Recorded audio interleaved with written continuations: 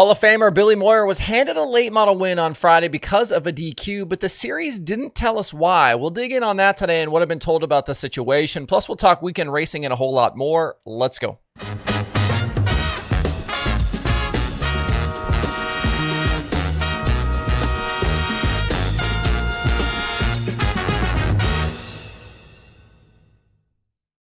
It's Sunday, July 13th. I'm Justin Fiedler. This is DIRTRACKR Daily presented by Kubota Genuine Parts. When it comes to Kubota, shortcuts just won't cut it. Bring your equipment to them for thorough inspections and unparalleled service.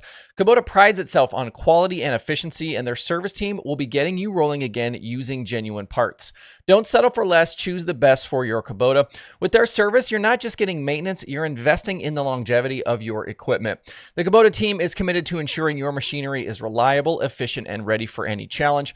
Join the Kubota family today and experience service you can trust. Contact your local Kubota dealer to book your appointment now. To find a Kubota dealer, open the My Kubota app and tap the dealer's button at the bottom or visit KubotaUSA.com. It was just last week here on the show where we did some digging around on the new chassis that Rocket has put together. On the Monday Daily last week, we pointed out the pretty significant differences that are evident now on the Rocket house car from before. And we did that in light of Brandon Sheppard winning his first Lucas race in well over a year. Over the weekend, results again were solid Thursday and Friday, 9th at 34 Raceway, 10th at Lucas Oil Speedway. But Saturday, he was back in victory lane again. He started 6th, was around Gordy Gundaker by lap 15, and went the distance from there. Atomic and Wheatland, obviously two pretty different racetracks, so if you're a Rocket fan, this has to be an encouraging sign of what's possible. It was 49 races between wins previously, but now just 4 races. Looking around, I don't see that any of the other higher profile Rocket teams yet have one of these new cars, but I'm sure Mark Richards is already starting to field calls given what we've seen from this team the last 2 weeks. The Thursday win at 34 Raceway went to Garrett Alberson. That was his first series win since Port Royal back in August of last year. Ricky Thornton Jr. won the Friday race at Wheatland, which was a bounce back from a rough night at 34. That 20th place finish for RTJ allowed Jonathan Davenport to take over the Lucas Championship lead. He's out front now by 30 points. Hudson O'Neal has slipped by Devin Moran for third on the strength of 18 straight top 10 runs. We keep talking about Hudson O'Neal and just getting turned around here. Those guys definitely going in a very good direction. Moran still has a 160-point cushion, kind of back to the guys outside of the Lucas Chase, but that Double Down team continues to struggle. Just 2 top 10s in their last 6 Lucas races. That Hunt the Front and Northern All-Stars win at Florence for Moran was definitely a bright spot, but with Alberson now winning and Sheppard finding speed, these guys could be in trouble if they continue to finish down the order. It's a short break for the Lucas teams this week. They race again on Tuesday at Shelby County and they head to Huset's for the Silver Dollar Nationals later this coming week. Weekend World of Outlaws Late Model Series wins went to Bobby Pierce and Mike Marlar. Pierce dominant Friday at Sharon Speedway and looked to be headed for another win on Saturday night, but Marlar ruined his sweep. He got by Pierce inside 10 to go and won his first series race since World Finals back in 2023. Pierce's championship lead back out to nearly triple digits now, with Nick Hoffman finishing down in 18th last night. The Outlaws are now off for about 2 weeks with the Prairie Dirt Classic coming up next on the schedule. Did you guys see this deal back on Friday with the Comp Cam Super Dirt Series at Old No. 1 Speedway? Kyle Beard started third, led the final 21 laps to pick up the win, except he didn't. In tech inspection after the race, Beard was DQ'd for an infraction, and Billy Moyer was elevated to the $5,000 win. The curious thing, though, is officially we weren't told why Beard was DQ'd. And word didn't come out about the situation until Saturday. The series didn't post the race release until Saturday afternoon. And all it says is that, quote, unfortunately, Beard was disqualified in post-race inspection for a tech infraction, unquote. Dirt on Dirt reported that Beard's father, Gary, said the series deemed the winner's right rear shock to be illegal. Supposedly Beard on Penske's, and in asking around a bit, it sounds like the series called that right rear a through rod shock. Through rod setups not allowed in the unified car construction rules in dirt late model racing. And if we jump back to early 2024, you might remember that there was some commotion over through rod shocks in the dirt late model world, with both Lucas and the Outlaws closing some loopholes over what was and wasn't considered through rod. Back then, we knew that these shocks were illegal, but some of the manufacturers had come up with designs where the rod could still pass through the shock body, but the top of the shock was capped, so the rod was technically not exposed. Both series said no on it, and I don't think we've really heard anything about it since then. The reason this type of shock could be beneficial is because of displacement of oil inside the shock body. In a standard shock, as the rod goes in, it actually displaces some of that oil, which creates added spring rate.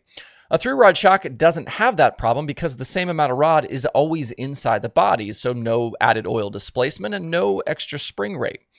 This image on the screen is kind of what a more typical through rod from Penske looks like. And you can see obviously the normal shock body and then the rod itself. And then that rod can move through the body easily, kind of in and out.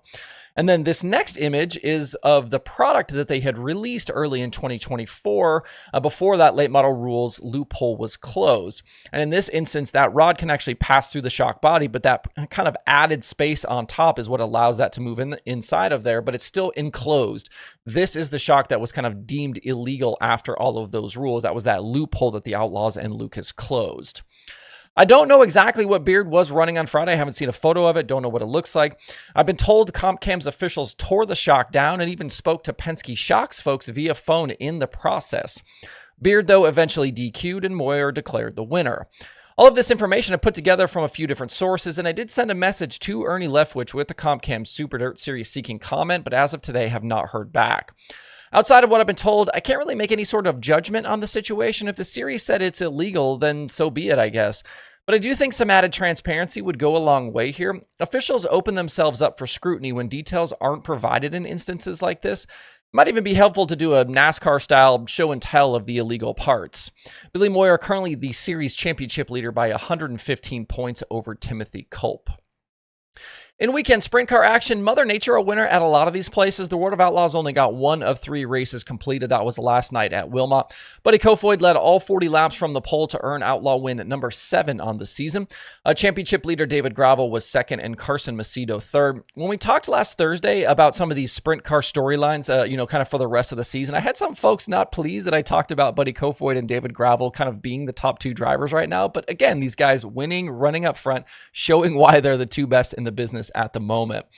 Chris Windom also picking up his 4th top 5 of the season. The Outlaw team's back at it on Tuesday for the Brad Doty Classic at Attica. And similarly on the high limit side, just 1 race completed of 2 at Florence. Brad Sweet, the Friday night winner, he led all 25 laps, topping Tyler Courtney and Rico Abreu. Headed to Fremont tomorrow, Sweet is back in front in the title fight, but by just 3 points over Aaron Reitzel. And right now, just 56 points separate the entire top 5 in the high limit standings. Other weekend open wheel winners included Gavin Miller and Cannon McIntosh in USAC midget action at Jefferson County. Brian Brown won an incredible 16th to the win at Knoxville. Billy Dietrich was a sprint car winner at Clinton County. Tim Kading won the NARC show at Petaluma. Carl Bowser was a fast winner. Troy Wagaman won at Port Royal, and Reese Moran was a Power Eye winner at Texarkana 67. Other late model winners included Mark Whitener and Zach Mitchell twice with the Summer Nationals. The late model portion of the Hell Tour ends today at Wayne County, shaping up to be a very, very good field. So don't sleep on that Summer Nationals race today. Jason Fager already has done enough to capture the overall 2025 championship, while Trey Mills leads Mitchell and Whitener for the Week 5 title headed into today. Southern Nationals wins went to Ross Bales and Chris Madden. Still plenty of weekend dirt late model or dirt late model racing and other dirt racing to come today.